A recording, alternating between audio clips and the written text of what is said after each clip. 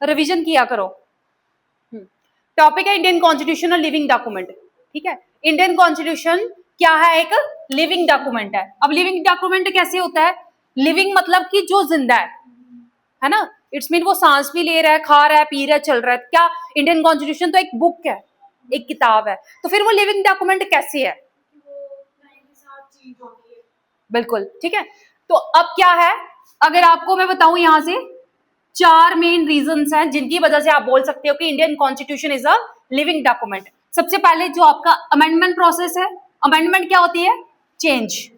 ठीक है, amendment process, judicial interpretation.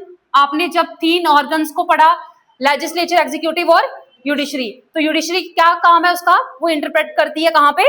Constitution में। तो जुडिशियल इंटरप्रिटेशन और इसके डायनामिक नेचर की वजह से balance between stability and challenges, ये 4 जो चीजें हैं ये प्रूव करती हैं कि Indian constitution is a living document. जब आपने आंसर राइटिंग करनी है प्रॉपर इन 4 पॉइंट्स में लिखो।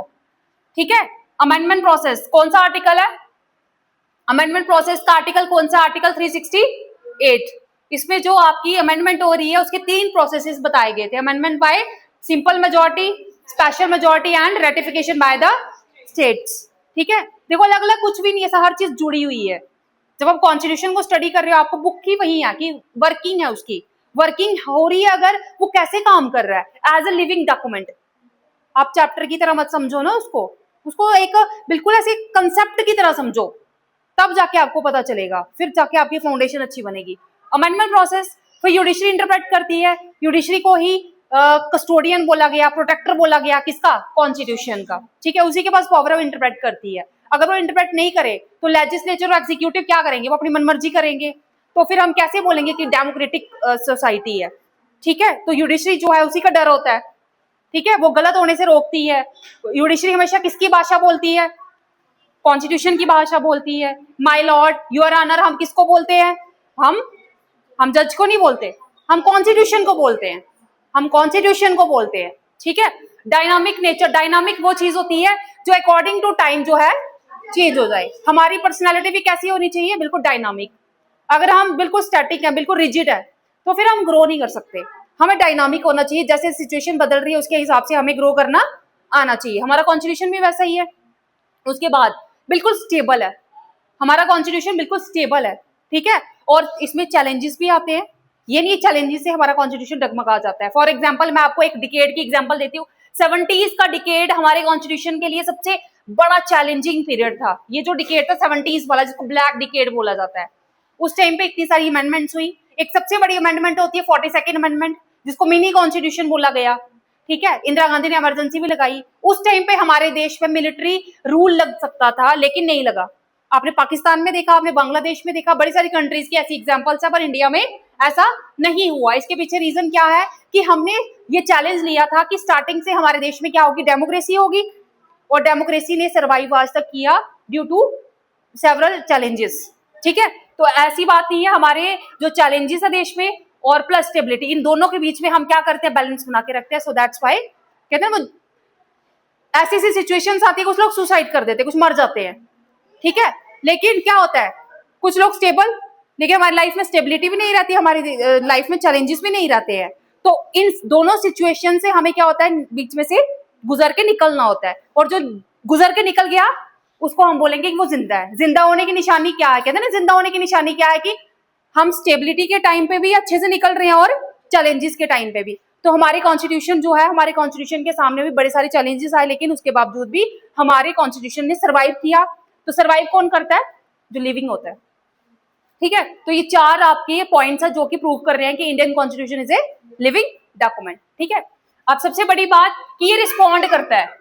देखो, ये रिस्पॉन्ड करता है सिचुएशंस को। जब भी कोई सिचुएशन आएगी तो वहां पे जवाबदेही किसकी होती है? कानून की, कॉन्स्टिट्यूशन की। तो जो रिस्पॉन्ड कर रहा है, मैं थप्पड़ लगाऊंगी, रिस्पॉन्ड किया।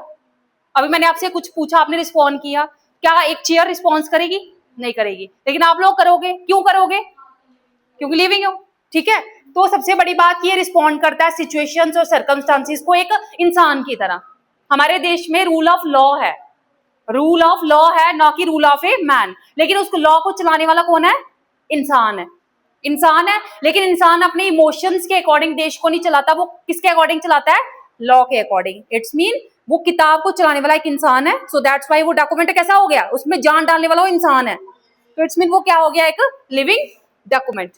ठीक है, अब इंडियन कॉन्स्टिट्यूशन हमारा जो है प्रॉपर कंप्लीट हो गया था 26 नवंबर 1949 को, ये एमसीक्यू आ जाता है, लेकिन वो केम इनटू फोर्स कब आया, 26 जनवरी 1950 को। 26 जनवरी 1950 ही क्यों, क्योंकि एक कांग्रेस का सेशन हुआ था, ठीक है, तो उस दिन की हिस्टोरिकल इंपॉर्टेंस को रखने के लिए कांग्रेस ने इस दिन को चुना था। इसलिए इस दिन जो है कांग्रेस ने बोला था, उन्होंने डिमांड की थी स्वराज की, कंप्लीट इंडिपेंडेंस की, फर्स्ट टाइम। तो इसीलिए उस दिन की इंपॉर्टेंस को रखते हुए कांग्रेस ने फिर इस दिन को चुना कि हम, और आज भी हम इस दिन को सेलिब्रेट करते हैं एज अ रिपब्लिक डे। ठीक है, उसके बाद 70 साल से ज्यादा हो गए, 70 ईयर से ज्यादा टाइम हो गया, सेम कॉन्स्टिट्यूशन इंडिया को चला रहा है। क्या कॉन्स्टिट्यूशन बदला? नहीं बदला। 1950 के बाद जो कॉन्स्टिट्यूशन इंडिया को चला रहा था वही चला रहा है। ठीक है, ना ही ये चेंज हुआ, और उसके बाद सेम उसका फ्रेमवर्क रहा। क्या कॉन्स्टिट्यूशन चेंज हुआ कि इंडिया एक डेमोक्रेटिक कंट्री थी, अब वो एक डिक्टेटरशिप सिस्टम हो गया। वहां पे इक्वालिटी थी, अब वहां पे इक्वालिटी नहीं है। वहां पे जस्टिस था, अभी जस्टिस नहीं है। ऐसा कुछ है?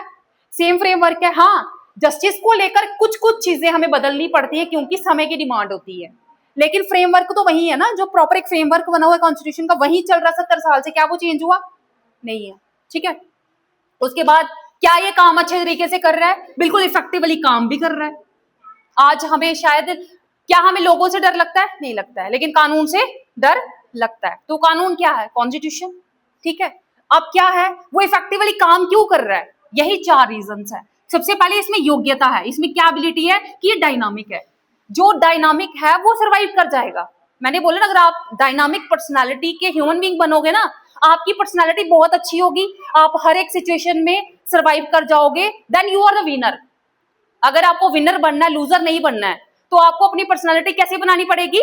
डायनामिक। ठीक है, उसके बाद हमारा कॉन्स्टिट्यूशन भी कैसा है? डायनामिक है। वो हर सिचुएशन में, हर सर्कमस्टांसिस में सरवाइव कर जाता है। वर्स्ट से वर्स्ट कंडीशन भी इंडिया में आई, लेकिन सरवाइव हमारा कॉन्स्टिट्यूशन कर गया। ठीक है, to be open to interpretation. ये नहीं है कि वो इतना रिजिड है कि उसके बीच में, जैसे हम चाइना की बात करते हैं कि हम कॉन्स्टिट्यूशन को इंटरप्रेट ही नहीं कर पाते हैं। हमारे देश के कॉन्स्टिट्यूशन में आप इंटरप्रेट कर सकते हो, एक कॉमन सिटीजन भी कर सकता है। अगर कोई कानून ढंग का नहीं बना है, हम बोल सकते हैं हमारी आवाज कहाँ जुडिशरी सुन रही है। अगर ढंग से कोई कानून नहीं बना है तो जुडिशरी बैठी है इंटरप्रिटेशन। जिस चीज में इंटरप्रिटेशन हो रही है तो देन हमें वहां पे कोई शक शुबा नहीं रहता है। जहां पे इंटरप्रिटेशन नहीं हो रही है, वो चीज बिल्कुल बंद है, तो देन सिटीजन्स को उस पर क्या ट्रस्ट होगा? नहीं होगा। ठीक है, तो यहाँ पे इंटरप्रिटेशन हो रही है, इट्स मीन ये एक लिविंग डॉक्यूमेंट है, ये अपना काम बहुत अच्छे से कर रहा है। जब कोई गलत होगा तो इंटरप्रिटेशन किसके द्वारा हो जाएगी? जुडिशरी के द्वारा, जुडिशरी के द्वारा। ठीक है, उसके बाद जैसे जैसे सिचुएशंस बदलती हैं तो ये रिस्पॉन्ड करता है, अमेंडमेंट्स हो जाती हैं, होती है ना।